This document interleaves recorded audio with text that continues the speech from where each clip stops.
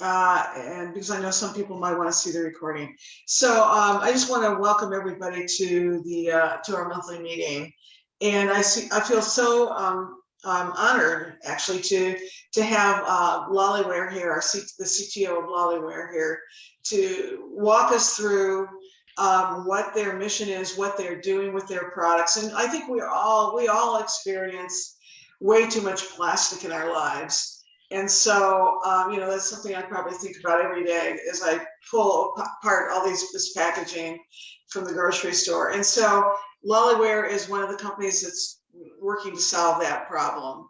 And thank goodness. And hopefully, you know, we're excited to have you here and know that you're moving forward quickly now. So, the reason why we're even able to talk with Loliware tonight is I'm going to ask everybody to mute themselves. I'm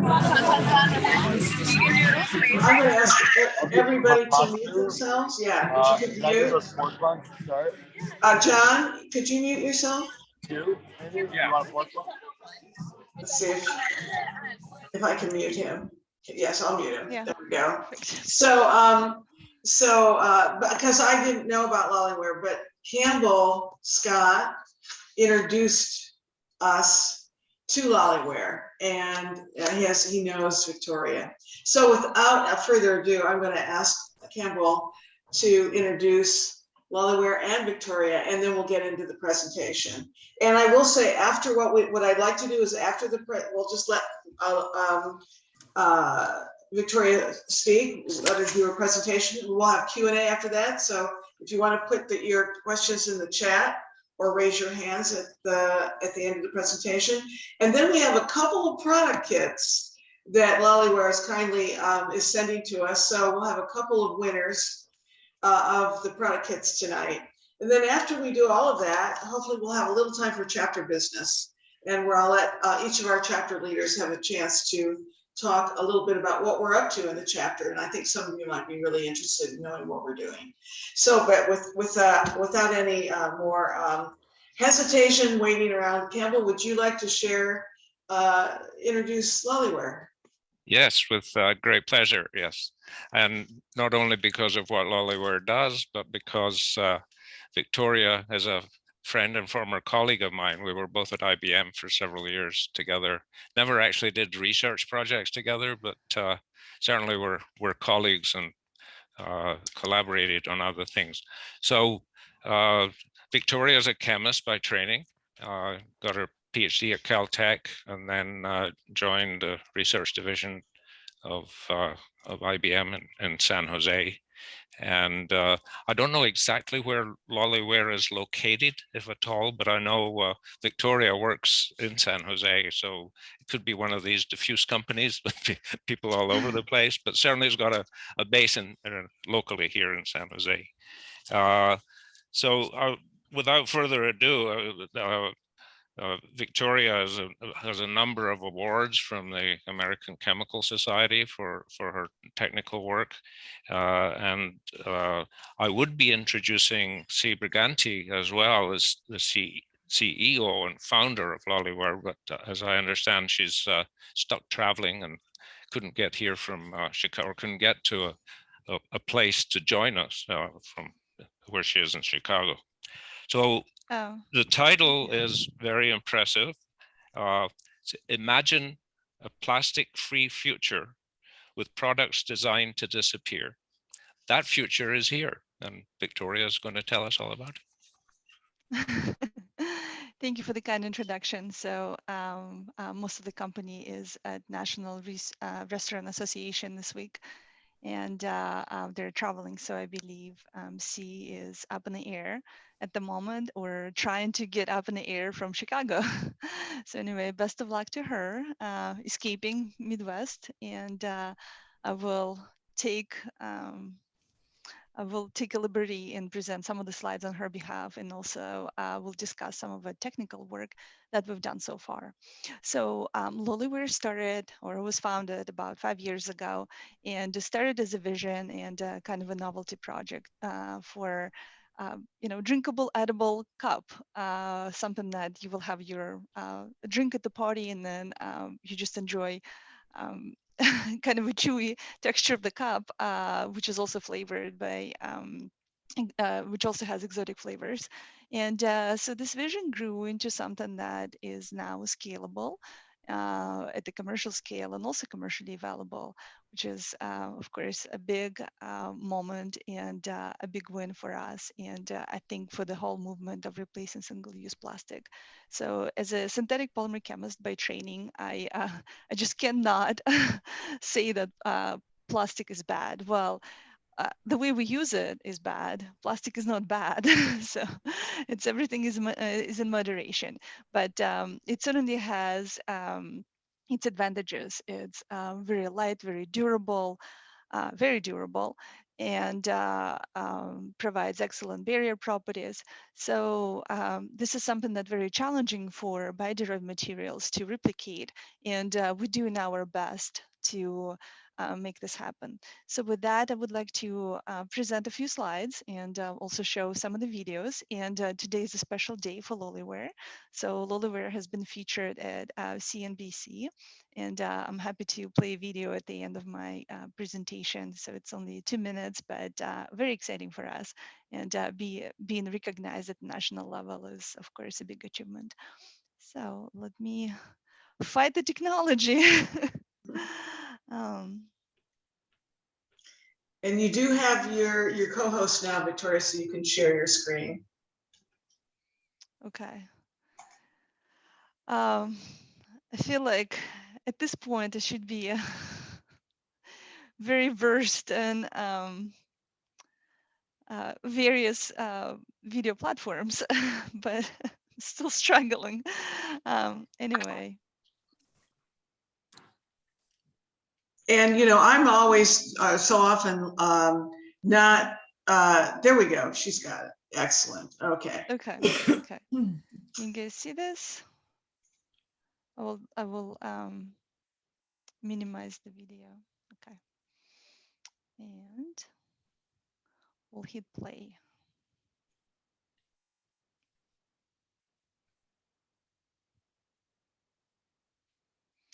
So as we mentioned, very bold vision, very bold statement.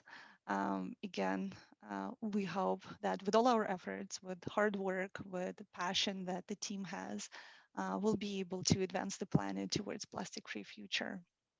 And one of the ways of we envision this is to use seaweed, which serves dual purpose. First of all, it provides a very unique material to replace plastic, but also it, by its own existence, it fights climate change. And so here are a few reasons. First of all, plastic is found everywhere. And I think all of you have seen this very recent article, I believe it was in Nature, that now microplastic was found in blood, so which is extremely disturbing. But so plastic is everywhere in marine life, in oceans, and babies, and significantly affects climate. But with that being said, there is this powerful resource that, in my opinion, is grossly overlooked right now, and hopefully the situation will change. So I'm talking about seaweed, which is a growing photosynthesizing plant, and while it provides a bio-renewable resource of carbon, and functions very similar to terrestrial plants. It does not require any valuable agricultural resources. It does not require attention from farmers during growing season, only during the harvesting. And it also does not use dry land, does not use soil, precious soil, and it doesn't use fresh water, which is, as we know, being in California is becoming a scarce resource. So pretty humble, grows on its own and grows very, very fast. So it grows up to 3 meters in a matter of a couple weeks. And it also captures a lot of carbon dioxide. Um, so about 10 times higher than terrestrial plants or any terrestrial plants. And so additional advantages of seaweed and seaweed forests First of all, it immediately prevents, or just being in the ocean, it prevents acidification of the ocean. That's one. Second, it provides, restores precious habitat for all the marine life. It restores coastal lines and therefore suppressing or preventing some unfortunate events and coastal line deterioration. And as Campbell and Karen mentioned, the company is found by a female, by young, very fierce, very motivated, and very inspiring female. And so there is a bit of a socioeconomic mission in the company as well. So a lot of seaweed farmers are women, and growing seaweed economy, growing blue economy will certainly provides the livelihood of these communities, of the primarily female-run businesses as well. So hopefully I convinced you why seaweed. And again, my training is in synthetic polymer chemistry. So 2 years ago, my only interaction with seaweed was in the seaweed salad, and I learned that there's so much more to seaweed than just a salad. So it comes in various forms and shapes and sizes, and depending on the type of the seaweed, it has a different composition. So the prime composition of the plant is, of course, cellulose and polysaccharides. Let me correct myself: cellulose and polysaccharides of different nature. And of course, depending on the type of the seaweed that we're using, we can get different properties.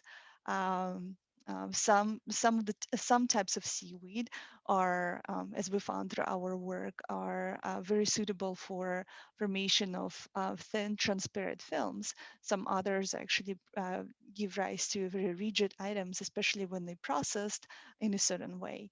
But the main point of this particular slide is to show that there's a great variety of types of seaweed and the type of raw or stock material that they can produce. And well, the question still remains, with this diversity, can seaweed replace plastic? So we have quite a few examples right now in the market where we hear about bamboo replacement and polypropylene and PHA and PHB, which are very promising materials, and polylactic acid that arises from corn. However, the big challenge with all these materials is the processing. So what we have right now and what's available is heavy plastic industry, heavy chemical infrastructure. And so what people have been trying for quite a few years is to use this infrastructure and try to fit the materials. But because of the very nature of these materials, that this task is quite challenging, and the throughput and the volumes that can be processed are somewhat limited. So in our case, of course, our vision was maybe not unique, but definitely a very unique material where we wanted to take seaweed and essentially convert it into plastic analog in its properties and its performance, but also in the way it's processed. So you're probably aware that for, let's say, PHA and PHB, there is a need to build massive refineries in order to satisfy the demand of the society for for plastic type materials. And also some of these materials, some of these bio-derived materials require adjustment to conventional processing techniques. And our vision was to make sure that we do not modify existing infrastructure. We use it fully, and we capitalize on this wisdom that plastic industry has generated in the span of 100 and some years. So after several years of hard work, what we achieved to the day is seaweed-based formulations and seaweed-containing formulations can be successfully compounded and pelletized using conventional machinery. And why pellet? So a term that some of you might not be familiar with, but whenever you see plastic item, like for example this plastic item, if you could see my image, so everything is being processed through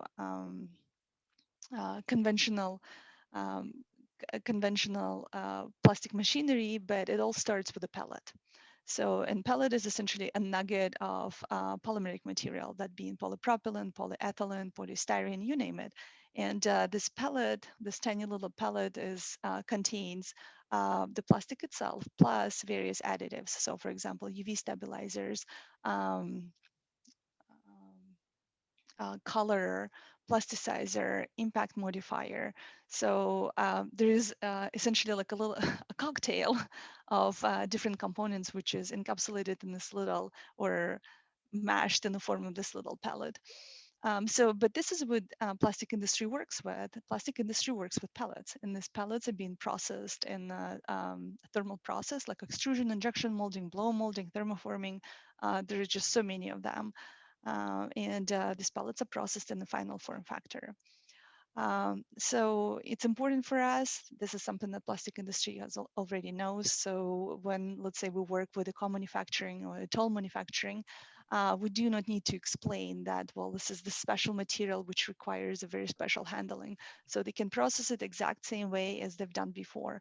With major difference, only difference and major difference is that the resulted products are not staying in the environment for hundreds and hundreds of years. They actually degrade within 6 months. Um, so I mentioned that we can use conventional machinery, extruders, injection molding machines, and we can develop variety of form factors like tubes and sheets and um, these items or these different form factors could in turn give rise to various packaging or let's say utensil or cup. And I know a picture is worth 1,000 words. So I wanted to demonstrate and kind of walk you through of what it looks like and what it really is. So again, the very first step for all plastic production is compounding. So compounding, let's say we take polyethylene or polypropylene, which is colorless and sometimes it's brittle, or maybe doesn't have desirable properties, mechanical properties, physical properties, and it's been meshed or melted and then stirred into one little pellet.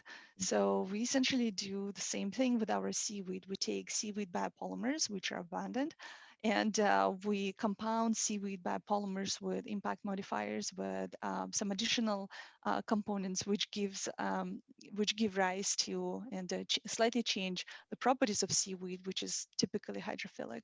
So they change properties of seaweed in a way where it becomes hydrophobic, it becomes flexible, it becomes malleable. Um, Important to note that every single excipient in our formulations, in our resins, is FDA approved and it's actually edible. So we do not suggest, we do not advertise it as an edible product, but it's perfectly safe to eat. It's not very tasty, but for some strange reason, my dog absolutely adores the pellets and the straws and any other material that comes from seaweed and compounded seaweed. But so this is how compounding process happens. So we have our powders, which are blended and then extruded as a string and then turned into pellets. And based on the video, you could see that this is not a gram scale. These are thousands of pounds. Um, the process is very fast, so we can compound pretty much at the same speed as you would compound polypropylene and polyethylene. And this is one of the examples of how pellets have been processed. Again, it's not glamorous industry, as you can imagine. It's the 100-year-old manufacturing facility where we use our pellets, and you see that this is one example of the straw production. So it's slowed down, so you can actually get a better idea of what's happening. But this is how straw is made, and at the end there's a cutter that makes the final product. So here's an example of how it's done.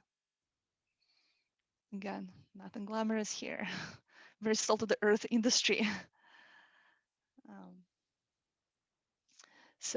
Um, we've done analysis. We've done our due diligence on what our material is like, and how closely does it compare to conventional plastic? So here on the left, you see the comparative table where we look at standard parameters, mechanical properties, physical properties, of our product is. And as you can see, for a plastic straw to degrade or any essentially plastic item of this thickness, it would take about 1,000 years. For our material, it's about 6 months, and it's very comparable to the plastic straw. Of course, there is always a question about the economics, how much more expensive this material is. Well, it turned out it really is not. So it's the same price as you would pay for a paper straw, which everybody hates, or essentially any other paper item like paper plate or paper cup. So these two are comparable. Of course, plastic costs cheaper, but no one really talks about the hidden cost of plastic, which is the pollution and environmental problems that plastic generates. So if we account for a fact of cost of the climate change mitigation and a cost which is associated with, let's say, recycling or developing infrastructure for recycling of small parts, then the cost of plastic is significantly higher than paper. Well, it turned out that material is actually very versatile, and straw. I do not want the community to think of Loliware as a straw company. It really is not. It's a platform technology which provides different types of pellets to develop variety of single-use packaging and single-use items, but also products for application in biomedical industry, for example, like catheters or some disposable items, which are so pervasive in medical industry. So a couple more examples of what could be made from our pellets, and depending on the final application and the form factor, of course, the composition of the pellet is adjusted. Exact same way as you would do it for a plastic pellet. So let's say your plastic bag is made from different pellets than your milk bottle, for example. So in the exact same way here, we have slightly different compositions, but the bulk of the material is still seaweed. And so here you have some of the examples. On the left, this is how production of the sheet looks like. And then here you have this beautiful blue sheet, which later on can be converted on the thermoforming machine into trays and food containers. And here on the right, you see a very stretchable film, almost optically clear film that is made of seaweed. So speaking of films, of course, there's a huge demand, and it's just anywhere you turn. You buy anything from a food item to um, furniture, and everything comes in plastic packaging. So seaweed is so versatile that it's possible to make this very stretchable, very durable films. You could see one of our scientists, Jose, did a did a demonstration of how strong this material is. And Jose is a strong guy, so believe me, this is pretty tough. So we did the comparison of and analysis of our films with conventional high density, low density polyethylene, and we're somewhat on par. So we're looking at 1 to 2 mil thickness for the film, and the tensile strength is on par with low density polyethylene. So we get some elongation somewhat in the range, and then we get pretty nice optical clarity in addition to heat stability, and more so, in addition to being heat stable, we can actually use heat in order to make sealable films. Like you see this tea sachets, it's all heat sealable. And so despite the anticipated marine or heavy marine smell, they actually do not smell. And most importantly, these are degradable materials. They degrade relatively rapidly in the home compost, and they're also carbon negative. So, and the very last, one more example of versatility and how powerful seaweed could actually be is example of injection molding. And next time you go to a fast food restaurant, so most of the stuff that you use is injection molded. So your spoons, your knives, some of the food containers, like little items that we don't even think about, they're all injection molded. And of course, enabling injection molding processes with seaweed pellet is a huge step forward for us. So with that being said, we still produce in items which are biodegradable. They can be compounded and processed on existing infrastructure. So we use something that's already there. Um, Something that does not require additional adjustment or development of the new machinery. And also based on the economics, based on our calculations, the economics is commercially viable. So we're competitive with other alternatives on the market. And so just, I'm sure Campbell would really enjoy this. So the chemist in audience or scientist in the audience would know that a typical scientific discovery takes quite a long time. So you run your experiment, you get your data point, and then decide if it's something that you were after, or do you need to make some adjustment and rerun the experiment. And so it typically takes a very long time, multiple learning cycles. And so this is something that, of course, we face in as well. So we develop in our formulations.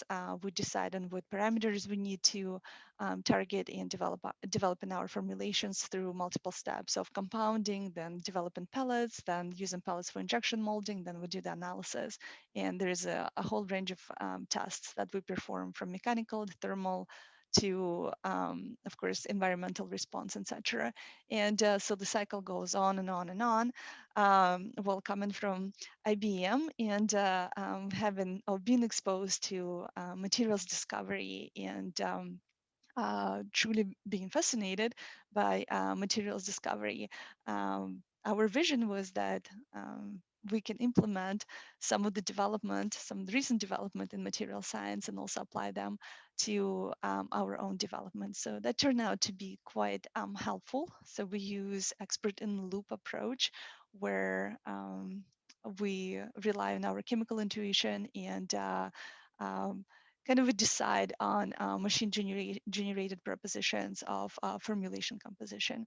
And that allows us to significantly speed up the development process, which is, believe me, really, really important as a part of a startup when the time is of the essence and resources are rather limited. So from technical discovery, I mentioned that our product is competitive and is commercially available. So we do not sell to the individuals, but we do work with enterprises. And so here are examples of early adopters. So we are in Sunday Motor Cafe, which is quite a very interesting, very unusual coffee shop. And they were the first ones to adopt our straws and put them in the wild, so to speak. So you see this bright blue color. These are our straws. Festival in New York City is another one, which introduced our straws and the craft cocktails. And industrial spirits is another one, which is currently using our product. So several more in the hopper, no pun intended. So we expanding to hotels, and I'm hoping to establish a strong presence with quite a few customers. So with that, I would like to show you the quote of one of our scientific advisors and a world leader in seaweed and blue economy, Dr. Carlos Duarte. And he wholeheartedly believes that seaweed is definitely an answer to plastic pollution and replacement of conventional plastic, single-use plastic. So with that, I'm going to, and Karen, do we have a few more minutes? Oh, absolutely. I think if Yeah. we can move into, we can definitely see your video if you'd like to show that. We've got plenty of time. Yes, very happy, and just can help to brag about it. We got featured on CNBC. So let me stop sharing for a second.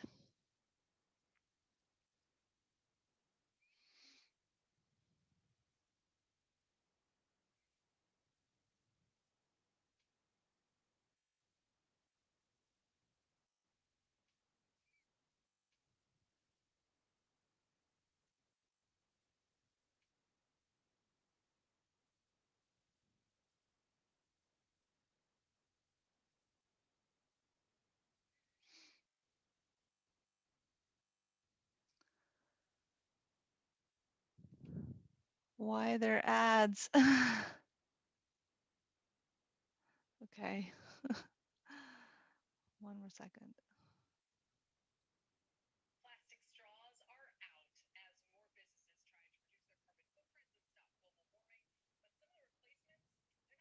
Can you hear the sound? No, we're not hearing the audio, Okay. Victoria. Okay. Well, I will just have to share this over email. So I guess it has to be embedded in the presentation in order to. Um,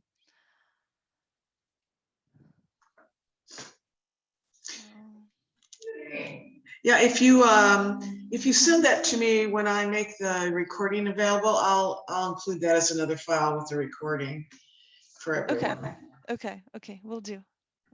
And so I guess I saw a lot of great questions in the chat, and I have an initial question, but I think I'll save that because I was really really interested in. I'm going to sort of move around, guys, a little bit. I'd like to start out with Debbie Mitel's question, and then Bob Ruff will come back to you. But Debbie, would you like to summarize your question?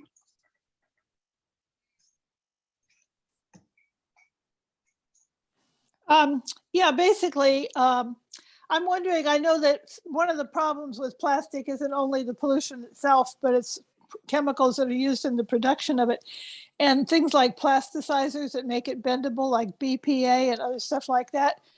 Are those still used in the production of the little kernels of plastic that are made out of seaweed? Or are those? No, absolutely not. So all the components are FDA approved and edible, actually. So none of the conventional petroleum-derived chemicals, none of the excipients in our formulations are chemically produced. Wow. Yeah. That's great. That's great. Very clean. That's really good to know. Thank you. Very great. clean. Thank you. Makes great compost as we. Yes. Good. Right. Yeah. Well, I have a question from Bob Ruff, which is Bob. He says kelp, seaweed. Did I miss something? We need to protect kelp, especially in protected areas. You want to share the difference? Yeah, absolutely. Well, we do not use wild seaweed or wild kelp. It's only harvested, and there are commercial operations for seaweed growth. So this is the seaweed that is typically used for your gelling agents, for agar, for example, and these are commercial operations. And in addition to supplying this important, industrially important components, also by growing seaweed, even on commercial basis, you're still restoring the coastal line, you're still enabling the habitat for marine life. Excellent. And so that ties right into my question, which was for your you mentioned that there are many different varieties of seaweed with different kinds of properties. So where's the seaweed coming from for your products right now, your key products? Well, several places. So depending on the type of seaweed, and we certainly have proprietary blends, etc. So it is Alaska and I would say Canada for brown seaweed. So our red seaweed is sourced from Southeast Asia and Latin America. Or South America, I should say, South America. But also brown seaweed does not grow in warm waters, and red seaweed does not like cold waters. So depending on the formulation, depending on the resin that we're building, there are different parts from different world. But we specifically work with sustainable growers and sustainable seaweed producers. So it's very important for the company not to sacrifice the mission and be very strict with who we work with and how we adhere to the principles of the company. Yeah, that's fantastic. Thank you. There's another question right below Debbie's. Let's see if I can get to it. It's from Marnie from Gary. Gary, you want to share a little bit more about your question? Sure. I liked your point in earlier talking about being carbon negative. So if I'm just thinking about it cradle to grave, it seems like it would be carbon neutral modulo the processing and processing costs and transportation and things like that. Yeah. No, absolutely. You know, there are certainly challenges associated with transportation, and in terms of the processing costs. So, couple things here. A typical plastic converter operates at pretty high temperatures in order to melt the plastic, right? Turn this into melt, then process it in the molten state, and then cool it down. So our processing temperatures are much lower than your typical plastic. So it would be close to 100 degrees Celsius or 230 degrees Fahrenheit. So significantly lower on energy. Also, we do not use water for cooling. We do not waste water. Some of our formulations are waterborne, but we use a very small amount of water. And we do not use water for cooling. We do not use water for washing of any kind. Also, you know, there's quite a bit of effort, of course, with plastic manufacturers themselves. So our partner, our business partner, is a 100-year-old massive plastic manufacturing facility, and they do realize that there is the policies are coming into fruition, and they've been executed upon, and there is probably going to be reduced demand for conventional plastic. So they're very much motivated to work with sustainable bio-renewable materials. That's one, and also make sure that they sustainable and so to speak green. So they try to use natural sources of energy like solar or wind energy in order to power their machinery. Overall, as we've done the life cycle analysis, assuming that the energy comes from solar, which is, of course, you know, not very abundant right now, but that's where we're going. Hopefully, that's where we're going, and it will be reality in 5 years plus.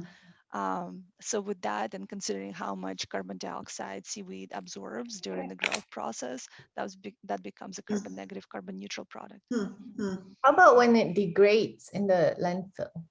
Would it be? Yeah, well, yeah, good question. So there's, of course, you know, back and forth. There's a debate about it, and we're going through certification process right now with multiple certifying agencies. So depending on, you know, end of life scenarios. So of course, using landfill, it's like the one of the worst ways to get rid of waste, because it does generate significant amount of methane, which is much more potent greenhouse gas than carbon dioxide. So we strongly advise and trying to enable the scenario where all our materials are composted. Composted doesn't have to be industrial composting. It's perfectly compostable under home composting environments. So as long as you provide enough oxygen and a little bit of moisture, it's an aerobic process which primarily releases carbon dioxide opposed to methane, which is essentially like the big evil. And so with carbon dioxide, it is more or less natural process. So another, and of course, it's more of a futuristic approach, a futuristic scenario where seaweed came from the ocean, and if you put the seaweed or seaweed-based material back into the ocean, so it actually sinks, and it essentially replicates the process, like the natural process where a plant dies, it sinks to the bottom of the ocean, it gets degraded, and actually it gets degraded much faster by marine microorganisms. And so that's how you generate some of the resources like oil, for example, and others at the bottom of the ocean. So I got to say that 80% of our formulation is actually marine derived. So we use seaweed, we use fillers and impact modifiers, which also came from the ocean. So it's very much water/ocean based. Very interesting. Bob, Greg, do you have a question that would you like to share? Yeah, hi, and thank you. Yeah, so my question is, so if this were, let's say we had a magic wand, and tomorrow we wake up and everything, you know, all our 350, 360 million tons of plastic manufacturing were being derived from seaweed instead of fossil fuels. What would that look like? Like, what would be large scale impacts if this really were to become competitive or take over petroleum-based plastics manufacturing? What are the ecosystem impacts you envision? Yeah, absolutely. Well, it's a loaded question. You know, I really doubt that seaweed could replace all of the plastics. So I would say a good way to think of this type of material would be, you know, paper with significant advantages. Let's put it this way. So there are quite a few products that are made of paper, but you know, it's not everything. So you can make plates out of paper, or you can make straws out of paper. Utensils, not so much, right? So somewhat similar approach where there is a certain range of products that could be covered by seaweed, but it's definitely not going to be 360 or whatever the number was of plastic. So there's got to be some other materials and technologies that enable elimination of plastic. But as seaweed goes, you know, the growing operations are growing operations are growing right now. So it's an growing business, actively developing business where there is ability to produce more, and the challenge is that there is simply no demand to produce more. So when there's a sync between the two, so there's a demand for more seaweed and seaweed-based material. So there's definitely a bigger effort to grow seaweed. Again, there is so much criticism on, well, are you going to destroy natural habitat?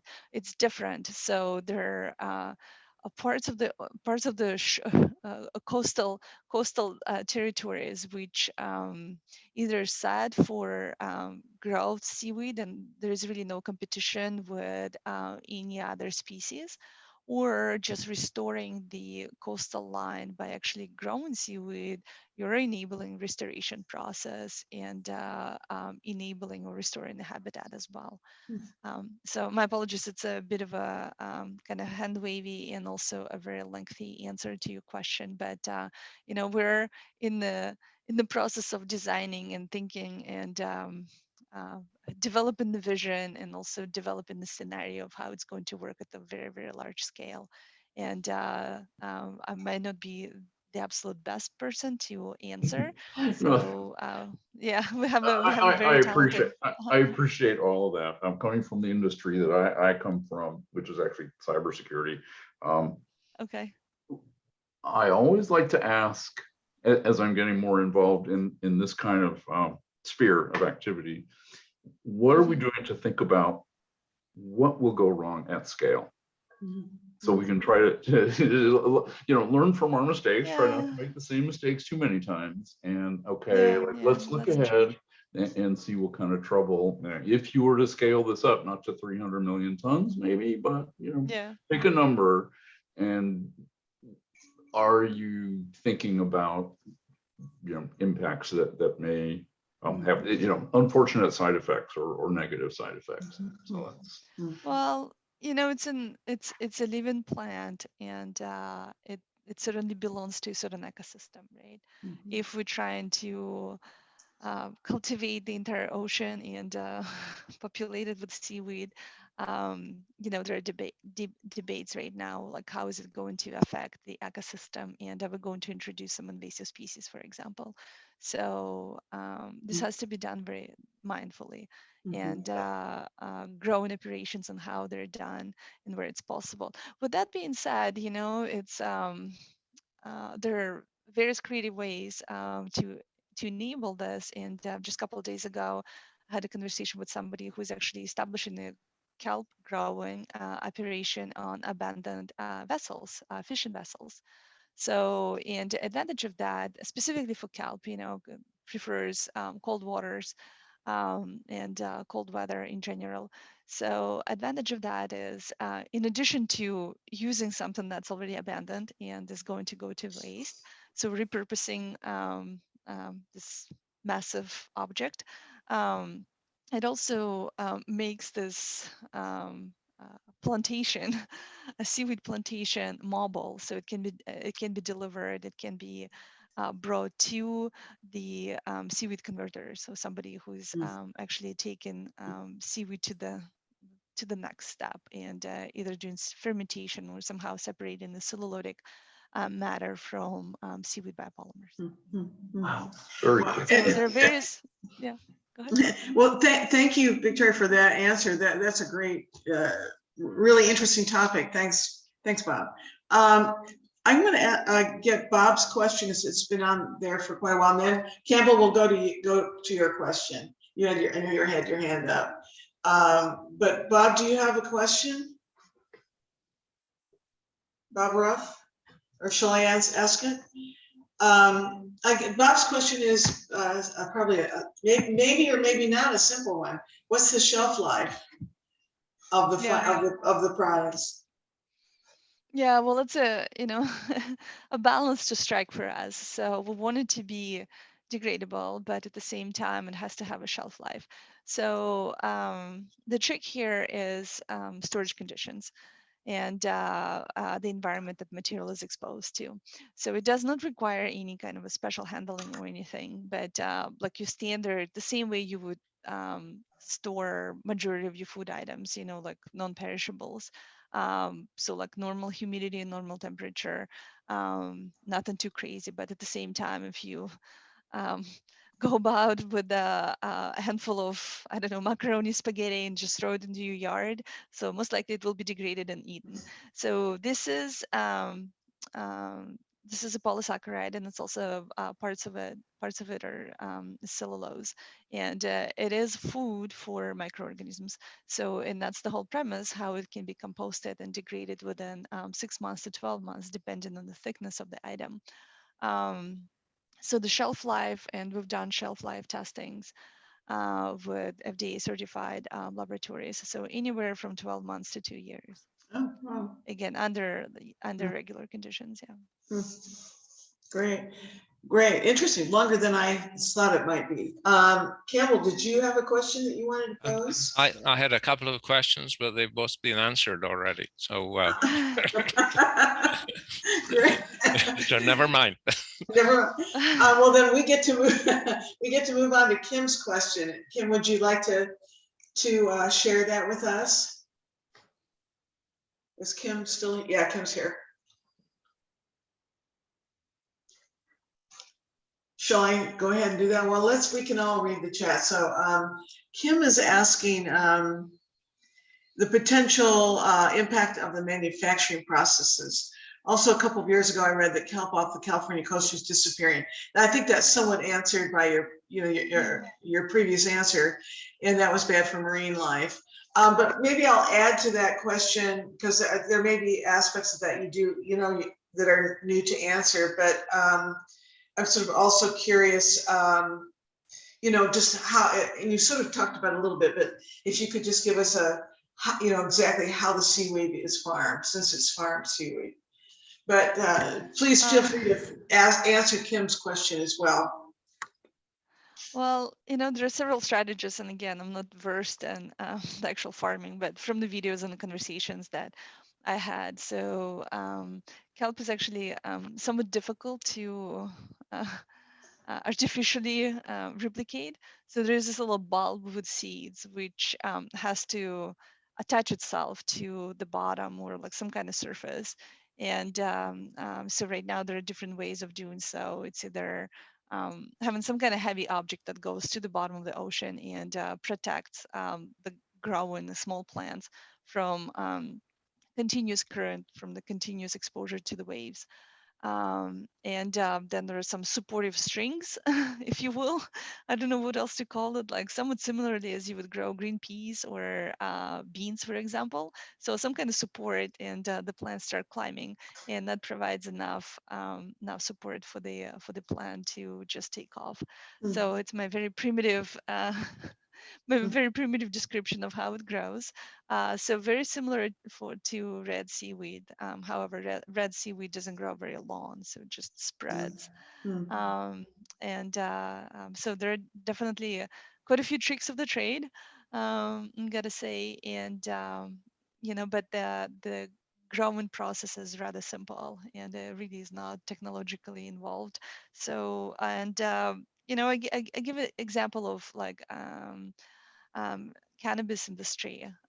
So somewhere in the backyard before, or I don't know how it's been done before, but right now you see this being a commercial effort, right? So there is definitely, considering that it's a high value crop, so there are definitely modern farming practices are applied to support the activity. And I think somewhat similar will be happening to seaweed, considering ongoing interest and a growing interest to this particular to the plant for for its nutritional value, for the applications in biotechnology and cosmetics, but also as a potential replacement to plastic. Mm. Here's another question. Thanks, Victoria. Thank you. Why not sell to the public? A question from Well, Wendy. yeah, I would say one day. It's a little easier to work with enterprises right now, considering the orders and just a bit of a simplicity, with the supply chain. And also kind of a spreading, if you will, spreading the word, making community aware that the this is it. And if somebody like Starbucks, for example, makes a statement that we're completely abandoning our plastic straws and this is what we're using right now, so it will definitely make an impact in terms of social awareness, because because of the name that they established for themselves. But I'm not saying that we will exclusively work with enterprises. It's of course not the case, and they will be available to public for purchase. But right now, as we ramping up in our production and with our scale, so we work with enterprises at the moment. Thanks. Campbell, do you feel like your question coming up has been answered, or do you want to pose that? No, that was one. That's the one about disposal in the oceans, sort of long-term sequestration. But Victoria already touched on that. So yes, it's probably in the future, but remains to be seen. Mm-hmm. Yeah. Or we can eat them. Well, again, Yeah. I wouldn't call it a tasty snack, but well, there might be people in different parts of the world that will do it regardless of the taste. What were you going to say, Campbell? Yeah. Campbell and I like to joke around with each other. This is another Gary question. Yeah, I think you mostly covered this earlier, but like it seemed like it's hard to say whether or not the creation of habitat or the potential harm to kind of existing sea life that would get kind of like wrapped up in it. Which one would be better or worse than that? But I think you already covered this a bit. yeah. Well, it is it is a very loaded question, and there are just so many scenarios. I wouldn't say that it exists naturally, and so just suspect that baby seal is going to die in this bad kelp forest. I mean, and they kind of surrounded, and that's the habitat that they're more or less familiar with. So probably a better environment than a bunch of plastic bags floating around. But I think the biggest concern right now the biggest criticism is how is it going to influence the ecosystem, and if it's going to change it or alter it in a certain way. And so we don't really have an answer right now to this, but keep in mind that seaweed has been used for centuries, at least in Asia, and some of the practices are well established, and it seems like they were sustained. Of course, not at the volume, but not at the scale that we really needed. But something to think about, and approach this growing operation mindfully. So here's another question from Susan, which is, we're sort of shifting gears here, and it's a great question. Is Susan still here? Let's see if no, maybe she left. So Susan's question was, what are the greatest barriers to widespread adoption at this point? We try to really minimize the barrier. And again, the biggest one, at least what we've seen with plastic and some, I wouldn't call them alternatives. I mean, it is still it's still plastic, but slightly different from your conventional petroleum-derived polyethylene propellants and synthetic materials, is ability to process them and process them exact same way as other stuff is processed or conventional plastic is processed. And that's the biggest concern. That's the biggest criticism that we've heard from our partners, where they do not want to work with PLA because it's so brittle and it requires all this preparation and the process is not steady. They do not want to work with PHA and PHB for similar reasons. And so if you can eliminate this, I don't really see the big barrier. My personal concern is that my personal concern is end of life scenario, and it's it's advertised or it's envisioned that it will be composted, the materials will be composted, but the challenge is that composting is not widespread in the US. So are we facing the same challenges with recycling, where you will have recycling infrastructure, but how much of this is getting recycled, and how much of this recycled material is used? So just to give you some statistics, only 9% of plastic in the US is recycled. Right. So, with that, how to enable this? But I think at least the comforting thought is that if, let's say, like a lot of microplastic is due to escape plastic. So let's say the straw doesn't get recycled, so it escaped. And it's going to generate quite a bit of microplastic. So if if a seaweed straw or a seaweed fork escapes, then it will degrade. It will be eaten by fungus or bacteria, or I don't know, some microorganisms, some other microorganism. Sorry. And it's way better. But of course, there's immediate criticisms like, well, what are your thoughts on carbon dioxide and methane? Yes, well, it's definitely there too. Sorry. Well, thanks. Thank you. I'm going to let you take if you've got a glass of water, take a little sip of water there. And while you're doing that, Marnie has a question for you. Marnie, has that been answered, or is that still a viable question? No, it's a new question. Yeah. Just wondering, what kind of feedback are you getting from restaurants and partners that are using it? Are people raving about it? Are they actually, all very, very positive feedback, and definitely people are excited about the mission and very, very much excited about the product. So there are a few interviews at CNBC piece. So people giving their feedback and like the interaction with the material and with the product. So far it's been very positive. I think our probably our board of directors was like the harshest critics of our product, but from the place where we're really trying to create material which is one-to-one replacement to plastic. So, but so Right. far, very positive feedback. That's good to hear. That's great. Thank you. Debbie, you have a question as well that I believe is new. I know Debbie's here. Yeah, I'm sorry. That's okay. No worries. I was just thinking about, when something is really, really very beneficial, it almost would be possible to think about requiring that it be used, at least for certain situations where you really want to have, a limited impact, such as medical uses or Yeah. food service or baby products or something like that.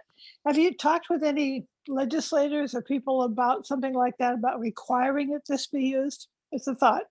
Well, it's a wonderful thought, and thank you for sharing. It's a little premature for us. Again, we the company does have quite a bit of history, and we only started using commercial conventional equipment, I would say like a year and a couple months. So the scale is not quite there, but there is so much interest. There is so much anticipation and what's next and what's coming next, and anticipation for scale. So it's definitely there, and a very interesting point. And again, thank you so much for sharing. That's definitely something for us to think about and work on. But so far, no. That would be the short answer. Thanks, Debbie. That's a great question. And Campbell, let's move over to your question. Yes, another one just came to mind as we were discussing end of life, and that is there's in regenerative agriculture, people talk about using biochar as a means to use unusable, otherwise unusable vegetation. Does your seaweed or the product from the seaweed char in the same way, and can it be used as that kind of fertilizer, that sort of a more inorganic carbon than organic carbon? Well, I would say it is organic carbon, and it really is. Well, think about it. The material with a very similar chemical structure is actually used in petri dishes to grow bacteria. So it is like quite literally food. No, yeah, but I mean the result of biochar is Hey, more inorganic. Campbell, could you quickly explain biochar to the rest of us? Yeah, so this is where waste plant material like leaves and stems and the stuff that's not the edible part, the seeds and the leaves on many of the leaves that are consumed, but the rest of the plant also contains carbon. It can be left to compost or rot. But many farmers now are essentially drying it out. They heat it, drive off the water, and convert the carbon containing compounds to, it's a little bit of an exaggeration, but it's more like Coke. So it's essentially inorganic carbon. It's a mixture of stuff, but so it's dry and it doesn't decompose. The microbes that generate carbon dioxide and methane don't convert that kind of carbon into greenhouse gases. So it goes into the soil. It's a nutrient in the soil. The plant, it in fact proves the quality of the soil without emitting methane and carbon dioxide. Thank you. And so I'm sorry, I sort of wanted to get us back to what it was. So Victoria, I know you were continuing to sort of answer Campbell's question, so I don't want you to feel that I stopped your answer. No, not at all. Not at all. It's definitely a good addition, a good insight on what this is. Well, for like as an end of life scenario, absolutely, it definitely could be converted. For now, it just degrades so quickly in compost, and it quite literally produces soil. And it is known that seaweed is used as a fertilizer on its own. So let's say if you go to Home Depot or any of the like home store, you'll see that there's some very expensive fertilizers which are like seaweed based. Well, it's not exactly, we don't retain all the micronutrients in our items, so they've been extracted before it gets to us, but there is always a very small amount. More than anything, it is just a carbon matter to the plants. And interestingly enough, so you brought up distributed agriculture. So we are in the process of exploring, for aeroponics and hydroponics. You plant the seeds and then soilless environment where you just supplement nutrients and water. So we can modify the resin in a way where it actually dissolves over some period of time. And so the seeds could be compounded with the resin in a continuous process like extrusion, for example, and they can be converted into these sheets or mats, which later could be used for hydroponics. And I know that a similar process has been developed for coconut husks and so what else? Just essentially like a byproduct of kind of like industrial food waste. And it's been implemented into this type of mats. So seaweed is another one, another example. The advantage of our technology is that we can do this continuously opposed to in the batch process, which is typically used for preparation of these mats. Well, I think you've answered so many questions and you've given us so many insights. Thank you so much. We're not done quite yet with your presentation because Victoria gets to give two of you lucky folks a product kit. So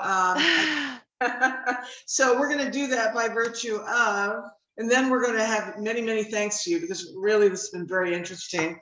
So Deb has been, is helping me tonight. She's got a number of people. Deb, this is the original max number of people that were here. I know sometimes people, this is sort of dinner time, they have to leave. So, how many do we, what's my number, Deb? What I'm going to do is Deb's going to give me the total number of people, and I'm going to choose two lucky numbers that we'll get this product kit. 17. So 1 to 17 you have to choose from. Okay, but now we want. I don't imagine Victoria needs a kit. So Victoria, I did not put Victoria down, Karen. Okay. I didn't put you down either because that's fine. Great, 17, awesome. All right, so of that 17, my goodness, I guess I will choose my lucky numbers. I guess I'll choose 5 and 15. Okay, 15 is Susan Nelson, and I think maybe she left. Do you want to have it be of people who are still here? No, just because, I think people who decided to participate, because I know Susan mentioned she had to go. So that's great. She'll love it. That's great. Okay. And Debbie Mytels. Debbie, all right. And another person who asked some really great questions.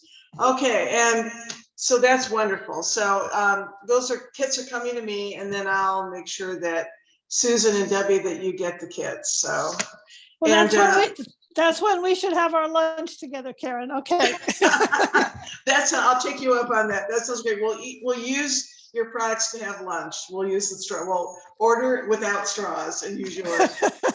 Good. Fantastic. Thank you. Wow. Absolutely.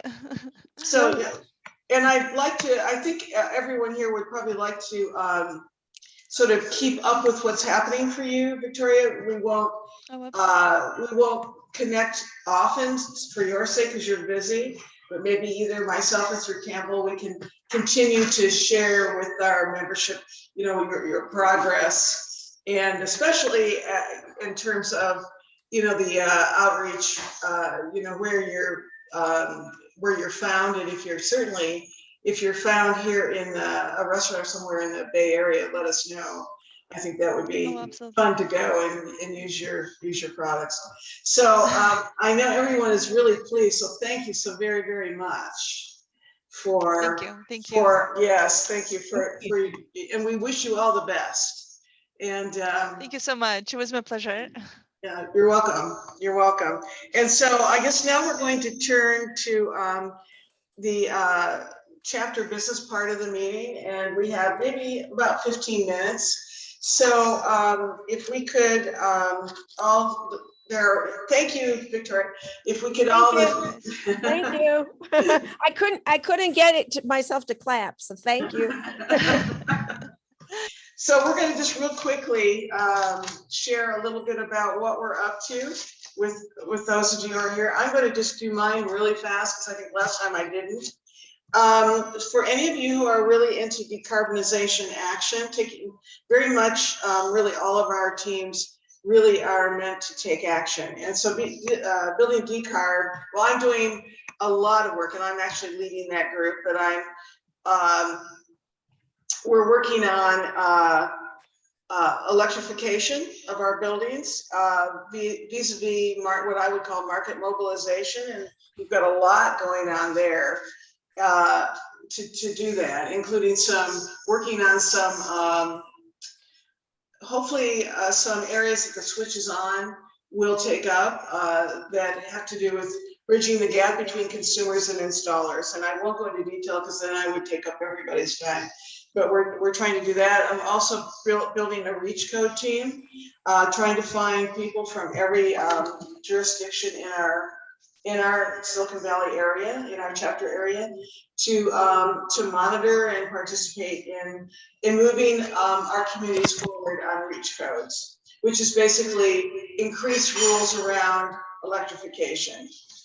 We have a Go Green team, which is started by San Jose, but really I've convinced them to let everyone who wants to be part of Go Green, whether they live in the San Jose or not, to participate. And so we've got that happening, and that's a fun way to reach out to your family, your friends, your neighbors, to meet 9 times around various sustainability kind of topics. And it's sort of like the fun, I consider it a real fun way to get everyone involved in being more sustainable. And hey, Bob, let me hang on for a second. Hey, Bob, you could forget me. And then lastly, we have a corporate governance team that's really starting to ramp up now. And we've been researching what do we do in the corporate governance for sustainability area. And I think I've sort of cracked that nut, and we're going to probably be working on reaching out to corporations in various ways, especially to help educate them around the value of working with their supply chain to basically decarbonize their supply chain as much as possible. So that is what we're doing. A few other things, but those are the highlights of what we're doing in decarb action. And so who would like to go next of the chapter leaders? I can just quickly mention that we would like to run more events for families and kids, like more action. So if you're interested to help plan those, or you have ideas what we can do, please, come join us, or at least email me and share your ideas. We would like to partner with some local organization, for example, for tree planting and things like that. So we need to have, the bodies to organize them. And you can put in as much or as little time as you have, but any help is appreciated.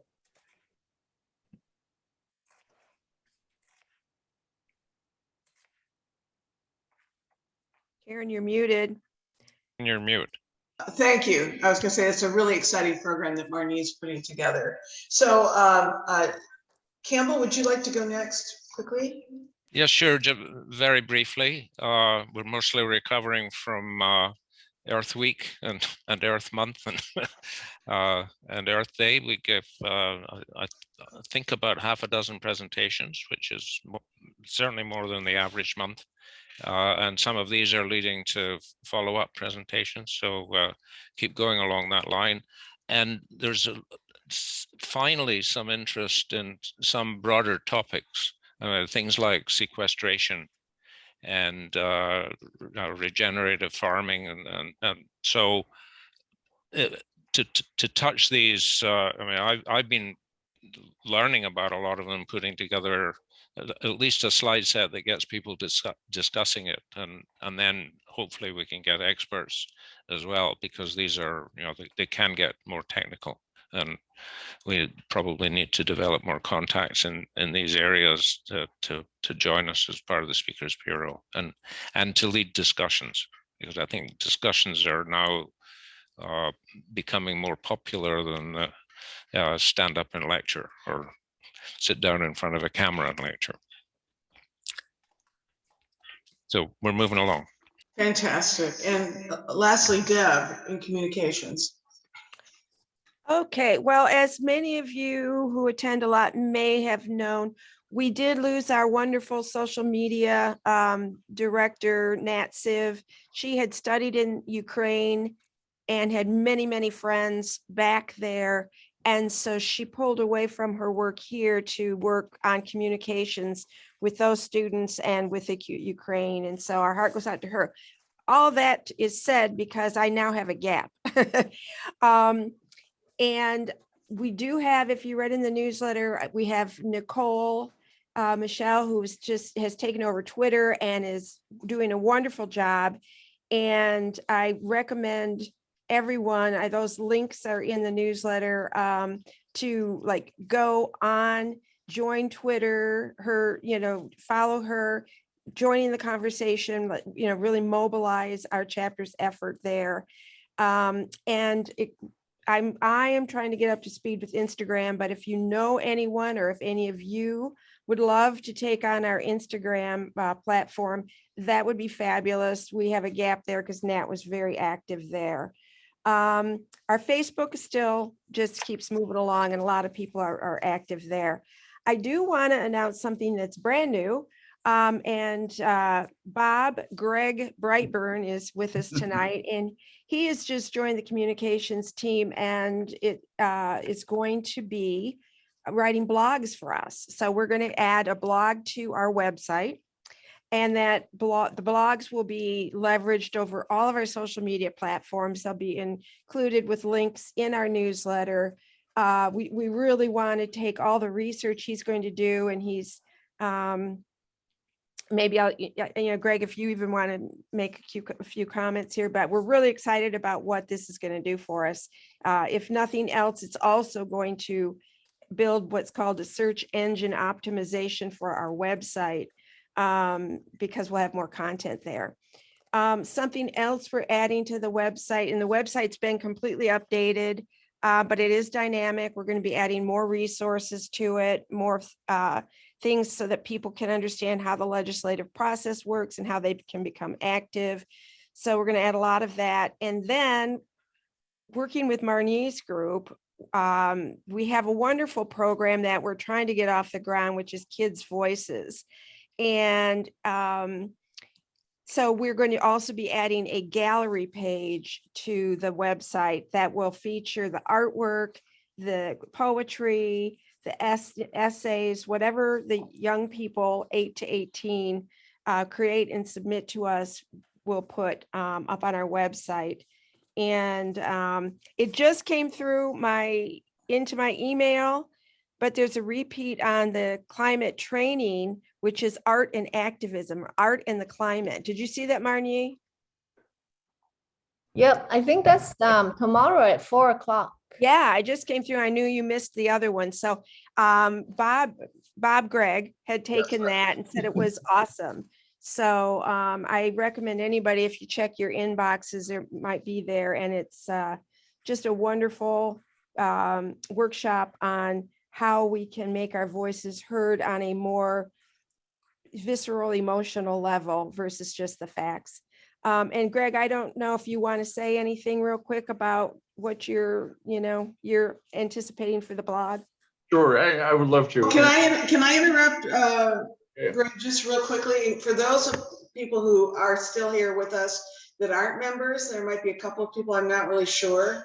But I just put, if you look in the chat, I put my email. We would love to have you join the chapter. And I wanted to say this before we all potentially left. So please email me and we'll get you, if nothing else, we'll get you into the newsletter list. And then that might help you decide if Climate Reality is for you.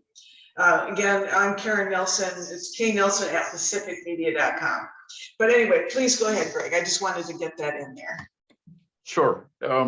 Well, I'm thrilled to keep getting, more and more involved with you all. And just a word of explanation. I'm coming out of many, many years in the, commercial sector as a cybersecurity defender.